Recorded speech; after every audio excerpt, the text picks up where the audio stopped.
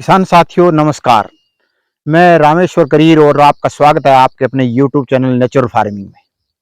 किसान साथियों, आज हम हैं अपने कपास के फार्म पर और ये जो हमारा 2.25 एकड़ का फार्म है, इसमें 1.25 एकड़ में तो हमने देसी नरमा बोया है। हिसार यूनिवर्सिटी से डॉक्टर सुनील जी है, उन कपास वैज्ञानिक, उन्होंने हमें इसका बीज दिया था और उन्होंने कहा था कि इसके टिंडे का वजन भी जैसे वीटी का है उसका वजन होता है 5 ग्राम, इसका 4.5 से 5 ग्राम वजन इसका है और बहुत अच्छी किस्म है। और टिंडे की मोटाई के कारण इसका जो फवा है वो भी बड़ा होता है और चुनने में भी कोई दिक्कत नहीं आती। और इसमें अभी तक कोई सुंडी की और शिकायत नहीं है। हमने काफ़ी इसके फूल चेक करे हैं।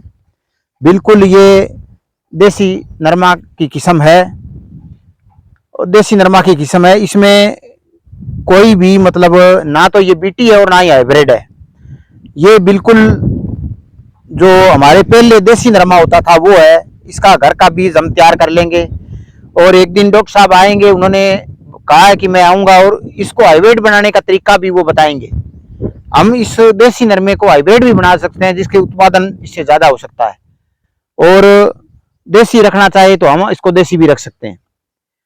तो ये हमारा जो नरमा आपको दिखाई दे रहा है, ये करीबन ये समझो कि 20 अप्रैल के करीबन की बिजाई है।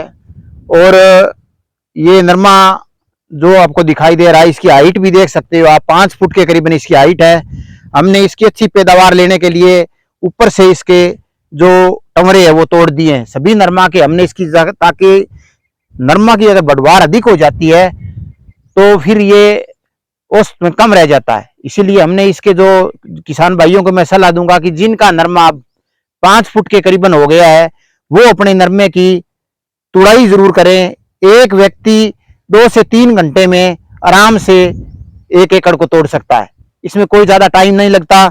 जैसे ये 2 खूंट है, 4 फुट, एक इधर है एक इधर है, तो आदमी आराम से इसको तोड़ते हुए जैसे निकल सकता है। दोनों हाथों से इसकी तोड़ाई की जा सकती है। इसमें इतना ऊपर से अगर तोड़ दिया जाए तो नरमे का फुटाव ज्यादा होगा, ज्यादा हाइट नहीं होने के कारण फैलाव ज्यादा होगा और पैदावार ज्यादा होगी।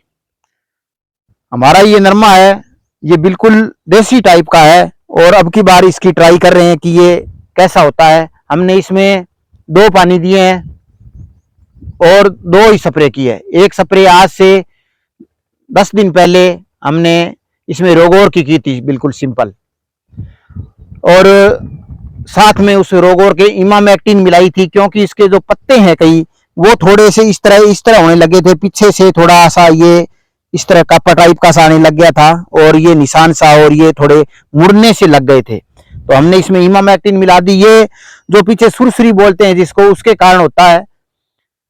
और ये जिसको सुरसुरी या चूरडा भी कह देते हैं, तो उसके कारण होता है। इमामेक्टिन मिलाने से ये अब पत्ते जो ऊपर नए पत्ते आए हैं बिल्कुल इसके साफ है। आज 10 दिन से हमने इसकी दूसरी स्प्रे कर दी है। आज जो स्प्रे की है वो हमने लेमडा की और साथ में नीम का तेल मिलाया है। 15,000 ppm के लगभग का था वो, और लेमडा है। लेमडा में कॉन्फिडोर होता है और साथ में वो एक दूसरी जो कोरोजन बोलते हैं उसका साल्ट होता है। तो नरमा बिल्कुल ठीक है और कहीं भी देखने से इसमें कोई गुलाबी सुंडी नहीं मिल रही, नहीं घबराने की जरूरत है। किसान साथी थोड़ी बहुत कहीं देख लेते हैं तो घबरा जाते हैं। ये आज की थोड़ी है, ये तो 20 सालों से चल रही है। जब हम छोटे थे चुनते थे तो उस समय भी ये गुलाबी सुंडी होती थी, तो ये कोई ज्यादा वो बात नहीं है। अब की बार मुझे ये अंदाजा है कि नरमा की फसल अच्छी होगी और नरमा का बीजांत भी बहुत कम है और इसमें रेट भी बहुत अच्छा रहेगा। तो किसान साथियों को हौसला रखने की जरूरत है।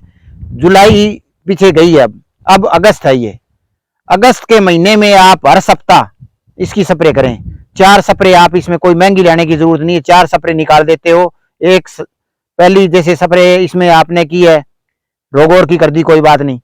अब दूसरी स्प्रे अगर आप करते हो तो मेरे हिसाब से जो मेरा पीछे का अनुभव है उसके आधार पर मैं बताता हूँ, दूसरी स्प्रे आप इसमें लेमडा की कर दी, उसमें कोरोजन प्लस कॉन्फिडोर होता है और इमामेक्टिन हमने पहली में मिला ही दी थी। अब इससे अगली जो स्प्रे हम करेंगे तो उसमें साइपरमेथ्रिन कर देंगे और साइपरमेथ्रिन के साथ में रोगोर मिला देंगे।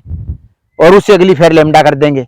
इसी तरह एक स्प्रे को 2 बार ना करें, बीच में एक और फिर एक और आप दोहराते जाएं। 4-5 स्प्रे लगातार हर सप्ताह निकालें आप।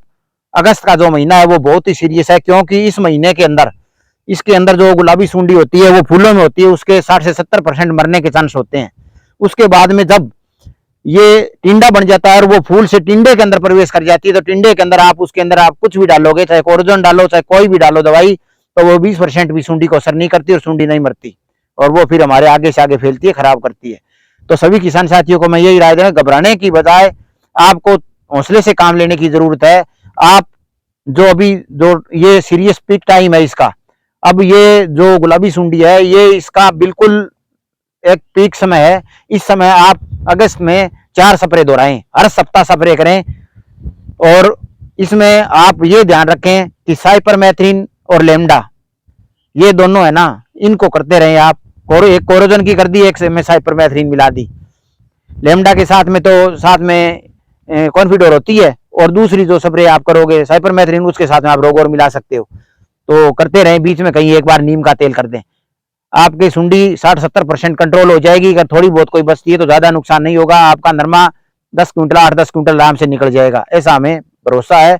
और हमेशा व्यक्ति को पॉजिटिव सोचना चाहिए। पॉजिटिव सोच के साथ आप काम करोगे, खेती करोगे, तो निश्चित ही आपको परमात्मा आपके सोचने के अनुसार, जैसी मति वैसी गति, उसी के अनुसार परमात्मा का ये नियम है, सृष्टि का ये नियम है प्रकृति का, कि जैसा व्यक्ति सोचता है वैसा ही होता है। तो आप अगर अच्छा सोचोगे तो निश्चित ही आपकी फसल अच्छी होगी। फिलहाल नरमे की कंडीशन बहुत अच्छी है, और परमात्मा से दुआ करते हैं कि सभी किसान भाइयों की फसल ऐसी हरी भरी हो, सभी किसान भाई आबाद रहें, स्वस्थ रहें, सुरक्षित रहें। धन्यवाद, नमस्कार।